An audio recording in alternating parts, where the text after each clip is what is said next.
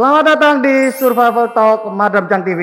Seperti biasa, jangan lupa sebelum masuk berbicara dengan tamu yang super hebat, jangan lupa di subscribe dan kemudian loncengnya dinyalain. Kali ini kita akan berdiskusi dengan seseorang yang gelarnya panjang sekali. Langsung aja.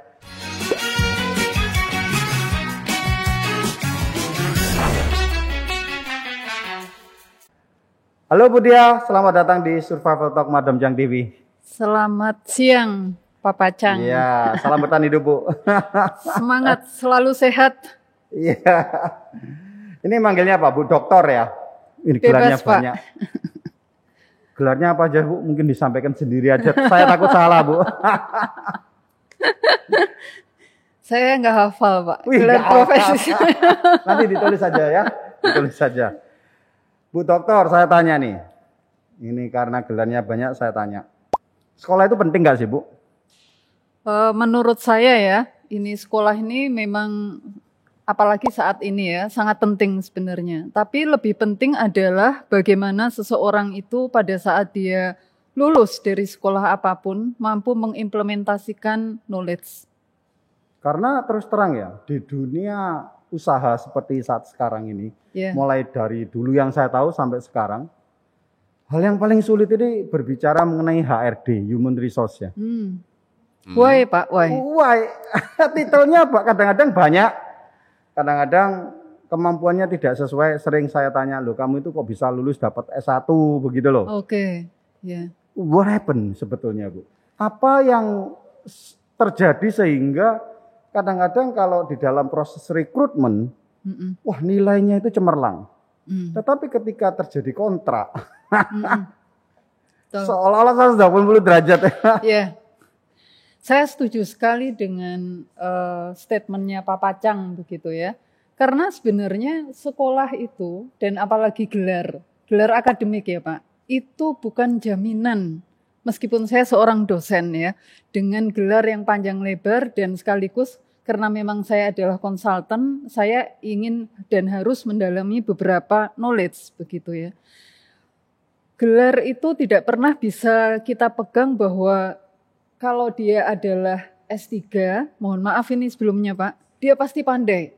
Dia pasti bisa memberikan solusi yang jitu, dia pasti sangat praktikal, belum tentu. Jadi mungkin yang ditemui oleh Papa Chang selama ini itu membuat ilfil begitu ya, karena bukan ilfil sebetulnya, karena cuma syok berkali-kali. Gitu ya. Wah ini sudah lebih dari ilfil berarti ya. Jadi mungkin dilihat gelarnya ada, jelas, lulusan dari universitas yang jelas. Gitu ya. Mending ya kalau enggak jelas gitu ya. Iya, sekalian ecek-ecek gitu sekalian ya. Gitu ya. Orang Surabaya bilang ecek-ecek di kampusnya gitu ya. Ini dari kampus yang bagus, ternyata begitu bekerja, dia seperti nggak tahu apa-apa. Begitu kan? Benar. Nah, jadi sebenarnya memang pada saat baik student ataupun mahasiswa ya, kita katakan mereka itu ada di sebuah universitas, memang ada dua tipe orang pembelajar itu. Dia belajar hanya school book, dia benar-benar belajar konsep saja, tanpa pernah mencoba merenungkan untuk apa ilmu itu. Jadi dia hanya mengejar nilai. Atau mungkin bahkan cuma menghafal ya. Betul. Textbook 100%, tukang fotokopi. Hanya mengejar nilai, dalam proses dia mencontoh dan seperti itu. Dan kemudian dia tidak aktif lagi berorganisasi selama kuliah, itu lebih parah lagi. Karena ilmu itu tidak akan bisa berkembang Pak Chang. Kalau benar-benar kita itu tidak mencoba merenungkan dan kita mencoba mengimplementasikan. Jadi saya selalu bicara ke para mahasiswa saya, setelah kamu lulus dan diwisuda, hanya sekitar 25% ilmu itu yang masih mengendap. Selebihnya, betul, gone. Terus apa yang didapatkan? Yang didapatkan adalah pola pikir sebenarnya. Bagaimana seorang itu dalam 3 tahun, 4 tahun, 5 tahun dia menyelesaikan, kita katakan studi S1 begitu ya Pak Chang ya. Bagaimana dia itu belajar, learn something new, dan dia mau mencoba mengimplementasikan seluruh knowledge yang dia dapat dalam kehidupan sehari-hari.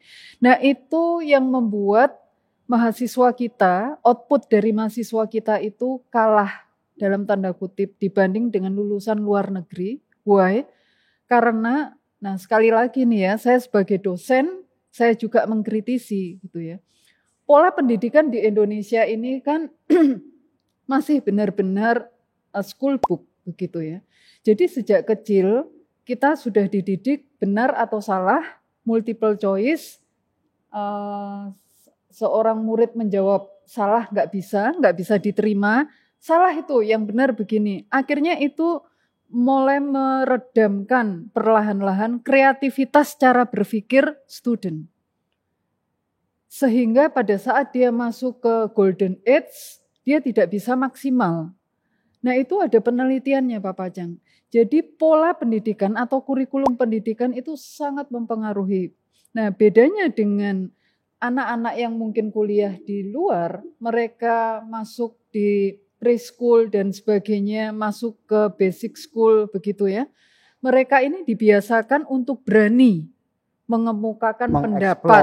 Begitu. Betul, berani mengemukakan pendapat, mengeksplor apapun dan tidak pernah disalahkan hasilnya.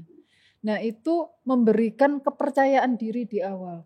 Sehingga yang saya lihat pada output pendidikan di Indonesia ini memang akan berbeda. Jika dia tidak punya growth mindset ya. Tidak punya growth mindset, dia tidak mau benar-benar mengimplementasikan ilmunya, dia akan menjadi schooler tadi. Kita namakan schooler begitu ya. Oke, jadi memang ini benar-benar ya Bu ya. Yeah. Problemnya bukan cuma di Indonesia. Saya rasa saya juga jumpai banyak di luar negeri. Banyak orang setelah lulus pun dengan predikat yang cukup tinggi. Tetapi saya melihat hanya karena mungkin cara berpikir dia seperti yang Ibu sampaikan kurang tepat. Sehingga cara lulusnya juga menurut saya ya salah ya Bu ya. Jadi seharusnya ilmu itu kan bukan cuma dihafalin ngelontok kayak tukang fotokopi begitu ya. Betul sekali Pak. Bukan di-scan pakai mata terus dihafalkan, direnungkan. Mungkin kalau zaman dulu bahkan dibakar textbooknya, dimasukkan air, diminum.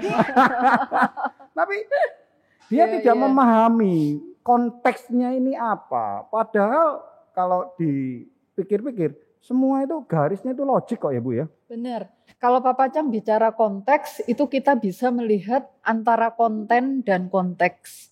Sebenarnya kalau apalagi di dunia Asia gitu ya, kita belajar. Konteks itu lebih penting dibanding konten.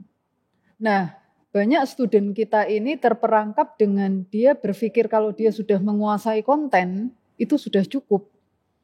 Tanpa dia mampu memahami konten ini diaplikasikan dalam konteks yang seperti apa. Karena knowledge yang sama akan sangat berbeda implementasinya pada saat dia ada di perusahaan A dan di perusahaan B. Yes. Begitu kan? Setuju. Ya. Jadi konteks different itu leader, different value semuanya. Ya, different culture, different strategi. Seperti itu. Dan apalagi kalau saya ini tipe orang yang benar-benar result atau target oriented. Caranya pikiran sendiri lah itu yang benar-benar sulit. Padahal seharusnya kalau saya ini pribadi bekerja di perusahaan yang seperti itu, enak banget karena saya tidak divonis menjadi seorang robot, manusia dirobotkan begitu ya. Kalau robot itu A, B, C, D, jangan meleng. Saya biasanya meeting, pokoknya saya maunya begini. Caranya kamu bisa sampai titik ini, think about it. Ini yang kadang-kadang sulit, Bu. Ya. Saya lebih lebih bisa memahami saat ini. Karena begini Pak Pajang. Jadi perusahaan itu kan ada bermacam-macam tipe gitu ya. Kalau kita lihat dari budaya organisasi, ini masuk ke organisasi. Yes. Spesialnya beliau. Iya. PSD-nya juga organization development. Benar. Ya. Jadi kalau kita bicara budaya organisasi itu kan ada yang namanya birokratik yang pertama. Birokratik itu memang organisasi yang membuat manusia yang masuk menjadi robot. Artinya apa? Ya dia masuk, dia tahu bahwa dia akan bekerja sesuai SOP. Ada regulasi, ada struktur yang jelas, mengambil keputusan juga dibatasi, ya. Jadi berjenjang. Senioritas sangat diperhatikan. Nah, kita sudah tahu lah ya bentuk perusahaan seperti apa yang ada di Indonesia. Contoh-contohnya yang birokratik. Nah, ada perusahaan dengan basis atau culture entrepreneur. Kalau saya lihat dengan stylenya Pak Pacang ini, sepertinya memang adalah seorang business owner dengan model yang visioner, ya, kemudian sangat suka perubahan dan challenger, suka tantangan. Nah, di perusahaan yang seperti ini, yang dibutuhkan adalah kreativitas dan keberanian untuk berubah. Ini yang memang saya sering menemui dari beberapa klien, mereka cukup shock seperti yang Pak Pacang bilang tadi. Karena mereka menerima student, mereka berharap student ini bisa mengeluarkan idenya apapun, bisa mengembangkan perusahaan, tetapi studentnya salah persepsi. Dia berpikir, saya ingin masuk di situ, saya ingin belajar dari ownernya. Seharusnya begitu. Iya. Saya ingin belajar, kenapa sih owner ini hebat sekali. Bisnisnya cepat berkembang, strateginya jelas. Yang dia nggak bisa dapatkan di perusahaan model birokratik, Pak. Kan seperti itu. Ada juga model perusahaan yang berbeda dengan culture cohesion. Culture cohesion itu sebuah perusahaan family business yang benar-benar seorang leader dalam perusahaan ini ingin menganggap semua orang yang bekerja di perusahaan ini sebagai sebuah keluarga. Tapi permasalahannya adalah sangat nyaman buat employee yang bekerja di dalamnya. Permasalahannya adalah pada saat terlalu nyaman, dia tidak bisa berlari masuk ke zona nyaman. Akhirnya dia tertinggal. Akhirnya bisa terlalaikan. Betul. Satu bentuk perusahaan yang terakhir yaitu perusahaan dengan culture champion culture namanya. Champion culture itu adalah perusahaan-perusahaan yang benar-benar selalu ingin menjadi market leader. Jadi ini adalah gabungan antara birokratik dengan entrepreneur tadi, Pak Pacang. Jadi dia memberikan target yang jelas kepada setiap employee harus mencapai ini. Ya. SOP-nya juga jelas, tapi persaingan begitu tinggi. Nah, perusahaan-perusahaan seperti ini memang bisa sangat kita lihat dari para leadernya. Leader yang seperti apa? Suka berkompetisi, ambisi, harus menjadi pemenang, number one, dan sebagainya. Tapi negatifnya adalah dalam perusahaan ini akan terjadi individualisme yang tinggi. Karena mereka saling berkompetisi. Sehingga untuk mencapai target yang tinggi, mereka kadang-kadang menghalalkan segala cara. Nah, seperti itu. Jadi kalau sekarang tergantung pilihan dari student. Kalau menurut saya ya, sebenarnya orang itu mau masuk ke perusahaan apa, dia harus lihat dulu. Bagaimana sih budaya perusahaan ini? Justru yang terjadi sekarang ketika saya mau melamar di satu kerjaan bukan apa yang akan saya ingin, tapi saya lagi tidak punya kerja dan butuh kerja begitu. Iya. Saya lagi akhirnya banyak yang terjebak ya. Betul, saya nggak punya kerja, butuh kerja. Wes pokoknya shock gitu. Pokoknya masuk dulu gitu, masuk dulu nanti kerasan enggak belakangnya. Iya. Itu enggak boleh memang sebenarnya. Kalau saya ini begini, Bu. Saya ini yakin kok setiap perusahaan itu harus mempunyai satu SOP yang jelas. Iya. Karena kalau tidak jelas apa acuannya, bagi saya SOP itu sama dengan undang-undang dasar. Yang suka atau tidak suka harus dijalankan. Tetapi di organisasi saya ini dalam pembentukan undang-undang dasar atau SOP, mereka semua yang harus buat. Saya cuma memberikan frame, isian kisi-kisinya. Karena kenapa? Saya menyadari saya bukan orang operasional yang 24 jam di sini. Mereka yang lebih tahu sebetulnya. I see. Tetapi sebagai seorang leader saya mempunyai visi, mempunyai satu standar. Itu yang saya jadikan framework saya. Dan di awal 8 tahun yang lalu staf-staf saya sampai hari ini penyempurnaan itu terus SOP.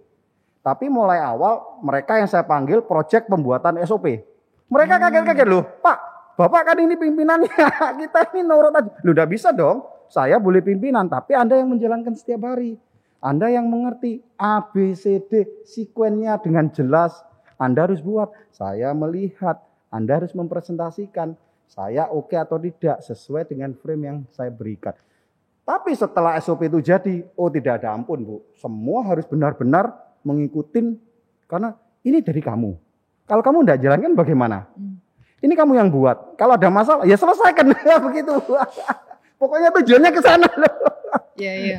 Ini kalau saya lah. Ini menurut Ibu tipe-tipe organisasi yang seperti ini termasuk dinamik atau otoriter? Iya.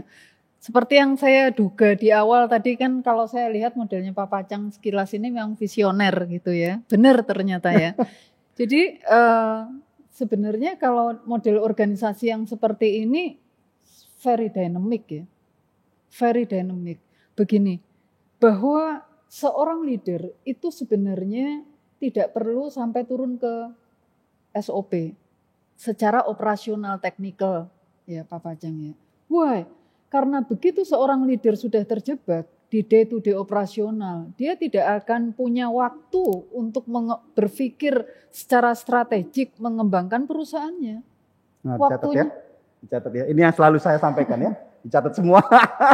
lanjut maaf. Waktunya akan habis. Fokusnya. Betul, ya. Fokusnya karena dia fokus untuk mengontrol. Karena tidak pernah pekerjaan di dalam SOP namanya manusia ya. Sebaik apapun SOP, sebaik apapun strategi, tetap ada human error. Sehingga memang harus diberi toleransi. Tinggal permasalahannya berapa persen toleransinya. Ada perusahaan yang benar-benar strict seperti itu ya. Jadi menurut saya ini sudah dynamic. Di mana Pak Pacang sebagai seorang leader dalam organisasi ini memberikan visi, dan visi itu kemudian pastinya saya yakin di breakdown menjadi target atau goal perusahaan yang harus dicapai. Apakah menjadi target tahunan, target jangka pendek, begitu ya, per 3 bulan.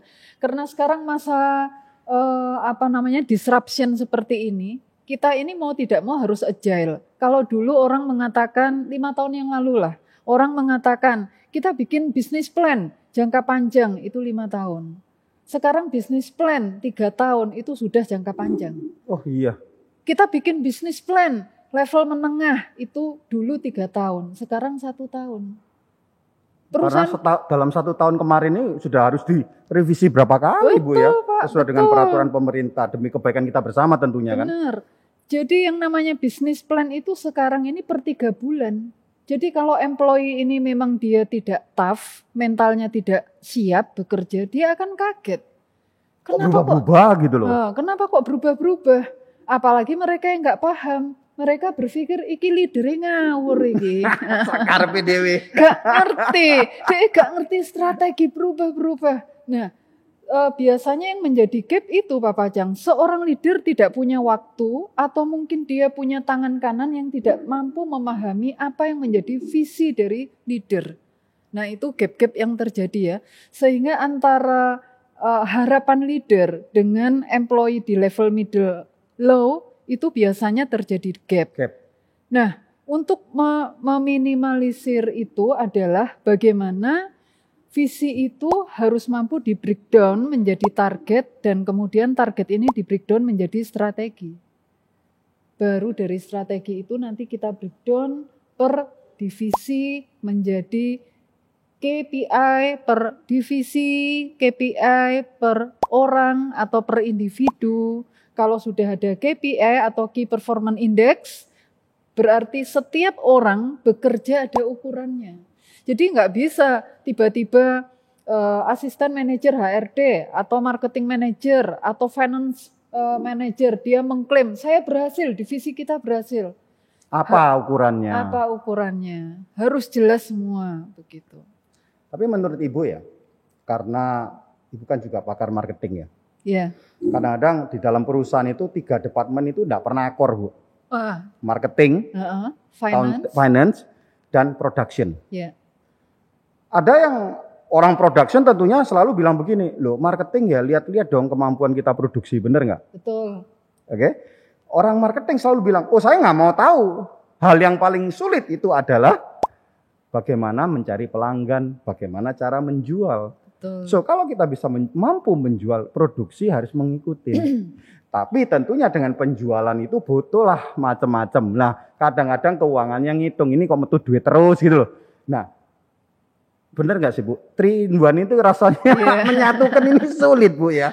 Iya, benar sekali Pak Pacang. Jadi itu memang menjadi masalah klasik dari perusahaan dengan model manajemen modern sampai dengan yang konvensional. Why menjadi masalah klasik? Ya karena setiap divisi marketing, finance, production ini memiliki kepentingan yang berbeda-beda. Nah, cara untuk meminimalisir itu adalah bagaimana setiap orang ini dibawa untuk berpikir cross function. Nah, dengan cross function itu misalnya melalui apa? Melalui proyek bersama. Jadi diadakan proyek-proyek itu mau tidak mau Pak Pacang itu akan kalau kita sering mendengar yang namanya matrix organization. Matrix organization ini katanya yang paling agile sekarang. Matrix organization yang diterapkan di perusahaan itu katanya yang paling mampu berubah secara cepat. Apa sih sebenarnya matrix organization? Efektif ya Bu ya? Lebih efektif. Jadi sebenarnya so simple. Jadi matrix itu bicara tentang matrix struktur yang matrix. Artinya begini, misalnya nih, Pak Pacang ada divisi finance, marketing, dan produksi. Masalah klasik itu benar, terjadi dimanapun, begitu ya. Tapi bagaimana kita memaksimalkan konflik itu? Kan ada manajemen konflik, begitu ya. Kalau dari sisi strategi, kemudian kita buat proyek-proyek tertentu. Jadi di tengah periode misalnya per 4 bulan, 1 tahun kita sudah bagi ada 4 proyek. Jadi nanti setiap 1 kuartal ini proyek bersama. Leadernya ditunjuk dari salah satu dari divisi ini. Tidak harus manajer finance jadi leader, tidak harus manajer marketing jadi leader. Kita bisa melihat siapa yang punya kemampuan leadership bagus dan knowledge-nya bagus. Jadi kan leader project Pak Pacang di situ. Nah dia punya member adalah gabungan. Ini di luar pekerjaan mencapai target bisnis plan tahunan tadi. Nah mau tidak mau dengan struktur matriks ini, dan ini sudah saya terapkan di beberapa perusahaan. Ini akhirnya membuat mereka lebih open minded. Oh ternyata ya memang seperti itu. Apa yang menjadi targetnya orang produksi sangat berbeda orientasinya dengan yang menjadi targetnya orang marketing dan finance. Jadi disiplin ilmunya nggak cuma satu. Betul. Ya Bu ya. Dia mau tidak mau terbuka. Mau tidak mau dia ada empati, ada penyesuaian. Sehingga di tengah-tengah berjalannya waktu kemudian mereka akan lebih bisa fleksibel. Jadi memang semenjak adanya pandemi di awal Maret tahun 2020 tahun lalu, saya ini benar-benar memporak-porandakan semuanya. Menarik ini. Tatanan ini saya porak-porandakan semua. Iya. Bahkan ketika awal terjadi saya panggil semua. Kamu dulu meeting di interview dan kontrak dengan kita, itu apa? Sekarang lupakan semuanya. Karena zaman sudah tidak seperti dulu.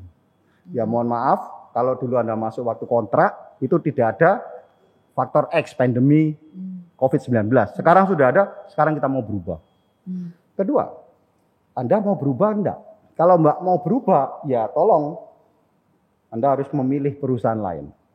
Karena ini yang cara terbaik supaya saya tidak mengeluarkan Anda dan berorganisasi tidak runtuh. Saya tidak suka dengan adanya semua ini. Saya lebih nyaman melihat dunia yang 50 tahun yang sudah saya kenal. Dan saya dihadapkan di satu dunia dan kenyataan yang waktu dulu ya semua kan meraba-raba, tidak terang seperti sekarang Bu. Dulu itu kan lebih gelap ya. Jadi saya minta semua orang yang tadinya baik orang accounting, orang harus mengerti A, B, C, D. Semua. Ada yang tahan, ada yang enggak tahan. Tapi ya kurang lebih bisa 90% tahan. Mau enggak mau. Nah saya melihat kedewasaan semuanya akhirnya ini beda Bu. Yang dulu itu begitu manja, kalau yang sudah kerjanya di belakang komputer, rasanya suruh keluar dari sini aja udah, saya ini dikontrak untuk apa? Untuk duduk dan untuk ngawasin komputer gitu loh seolah-olah. Iya. Nah, tapi ya saya ini taruhan besar Bu. Iya. Keren sekali ya, keren sekali. Taruhan besar Bu. Saya mau ngomong, ini saya mau porak-porandakan organisasi yang sudah saya bangun selama ini. Dan saya bercerita ini belum pernah secara open, tapi karena tamu saya luar biasa, kita bisa diskusi mengenai organization. Jadi ya sekali lagi balik lagi, menyusun puzzle itu lebih mudah karena dia benda mati.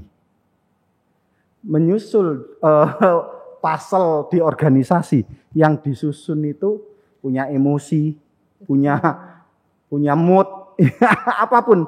Wah, sulit Bu ya. Saya setuju sekali Pak Pajang, tapi saya harus berikan jempol 2 ini ya, keren banget ya, top. Jadi begini, kalau saya lihat Anda ini memang seorang leader yang growth mindset ya. Jadi growth mindset itu adalah growth mindset dan static mindset. Sebenarnya hanya ada 2. Manusia yang bisa berubah, beradaptasi, dia mau belajar, ya, tidak merasa pintar. Artinya belajar itu bukan belajar buku ya, maksud saya belajar apapun ya, dengan pengalaman yang ada, tidak pernah merasa pandai, haus dengan ilmu dan sebagainya. Itu benar-benar orang yang siap menghadapi apapun. Nah, permasalahan yang sering dihadapi perusahaan saat ini, apalagi di masa pandemi, ternyata setelah kita ukur, jadi ada alat ukurnya sebenarnya Pak Pajang. Orang itu punya static mindset atau growth mindset. Kalau static mindset itu, dia suka sekali dengan kondisi yang nyaman. Dia sukar sekali untuk berubah. Dia selalu merasa apa yang saya sudah dapatkan, saya kuliah, apalagi S2 dari luar negeri dan sebagainya, enough. Aku yang paling pinter. Sehingga pada saat bekerja, ngapain saya harus belajar lagi. Jadi orang-orang yang resisten untuk berubah itu sebenarnya static mindset. Jadi yang namanya orang pandai, belum tentu dia growth mindset. Banyak sekali orang pandai dengan ijazah berjejer-jejer, dia tapi static mindset. Sehingga mereka tertinggal. Perusahaan-perusahaan yang tertinggal itu pun adalah perusahaan-perusahaan dengan leader. Ya ini saya sorry to say, yang punya static mindset. Artinya apa? Mereka selalu punya pola pikir bahwa sejauh ini saya sudah berhasil membawa perusahaan ini sampai bisa cuan, market leader dan sebagainya. Terus harus berubah lagi seperti apa? Nggak siap kan? Sebenarnya kan nggak siap. Jadi mindsetnya nggak mau berubah sebenarnya. Dengan berjalannya waktu tiba-tiba para pesaing newcomers pada datang dengan strategi yang baru, agile ya, seperti Pak Pacang ini cukup agile ya menurut saya. Tiba-tiba dia sudah tidak bisa berbuat apa-apa. Jadi kalau kita melihat banyak sekali perusahaan-perusahaan besar dengan branded yang kita lihat keren-keren, mereka tumbang juga di era disruption ini. Itu hanya karena satu, mindset. Dia punya strategi bagus, dia punya orang-orang bagus, tapi mindsetnya tidak growth mindset, tidak bisa. Justru sebetulnya kalau saya berpikir begini ya Bu. Saya ini kan pemain juga belum besar. Selalu saya ini sebetulnya, selama saya mulai berbisnis, berapa puluh tahun terakhir, saya itu sebetulnya sedang dan ingin melihat terjadi kekacauan di dunia seperti sekarang. Oh begitu ya. Jauh. Ya. Tapi saya tidak pernah berpikir bahwa seperti ini. Artinya kekacauan ekonomi karena bagi saya satu disruption yang besar itulah membuat tatanan berubah. Yang tadinya saya di bawah, kalau tidak ada apa-apa ya akan di bawah terus mungkin Bu. Iya. Tapi dengan adanya pergoncangan, jadi aware ya. Yes, repositioning. Mungkin saya yang tadi di bawah, saya mendadak bisa di atas. Atau bisa di tengah, atau sebaliknya kalau saya nggak aware. Jadi sebetulnya ya sama lah Bu, di dalam ilmu investasi pasar modal di dunia ini, kesempatan yang terbesar bukan ketika ekonomi bagus. Ketika ekonomi dunia hancur, kesempatan kita buy. Ya kan sama, bagi saya ini yang saya tunggu-tunggu, ya tentunya menurut saya ya Bu, perusahaan bisa berkembang karena satu memang dia itu growth secara konsisten, atau kedua, ada lompatan gap up ini. Gap up ini mesti butuh sesuatu. Yang seperti sekarang ini loh maksud saya Bu. Lah, justru dari sinilah benar-benar bisnis apapun yang kita lakukan, saingannya ada yang sudah mulai rontok, dia sudah bisa mengambil marketnya. Apabila itu keadaan normal, itu butuh 20 tahun. Ya coba berdoa supaya dia salah kelola begitu loh Bu. Tanpa itu, ya market share-nya terus berbagi, market share-nya berbagi. Ya, menurut saya kok begitu ya Bu ya. Why? Kenapa seperti itu? Karena seorang leader itu, seorang leader tadi yang Pak Pacang bilang dari bawah bisa ke atas begitu ya. Kalau mungkin kita tidak ada big disruption seperti ini dalam kondisi normal perlu waktu lama ya. Tapi justru dari bawah bisa ke atas atau di tengah, itu kan dia mampu melakukan quantum leap istilahnya ya. Dia mampu melakukan lompatan. Lompatan besar itu asalnya dari mana sih? Dari decision kan? Dari decisionnya si leader. Decision dari leader ini benar-benar kenapa bisa terjadi seperti itu? Saya setuju sekali kembali kepada leader. Jadi leader is architect of the organization. Organisasi atau perusahaan itu berhasil, tumbang, gagal, depend on leader. Orang nomor satu, ya? betul Pak Pacang. Orang nomor satu yang harus disalahkan kalau perusahaan gagal ya leader. Tapi orang nomor satu yang harus kita angkat, kita acungi jempol jika berhasil ya leader. Jadi artinya si leader ini mampu, saya katakan dengan istilah visioner ya, mampu melihat apa yang akan terjadi, mampu melihat peluang di tengah krisis.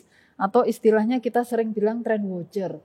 Jadi orang bingung, seorang visioner atau trend watcher bisa melihat sesuatu yang berbeda di tengah kebingungan orang itu. Nah, dia tidak akan kehabisan energi kalau seperti itu.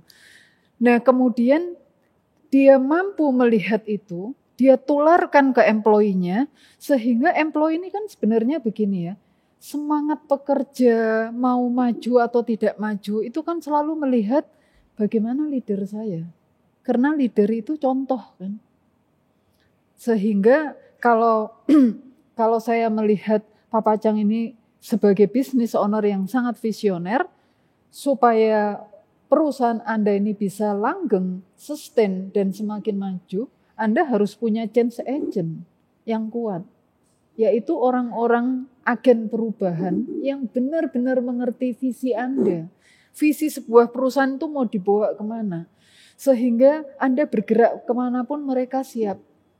Dan mereka menjadi perantara antara business owner dengan di bawahnya. Tapi yang lucu kadang-kadang ya Bu ya, ketika kita berbicara sama siapapun ya.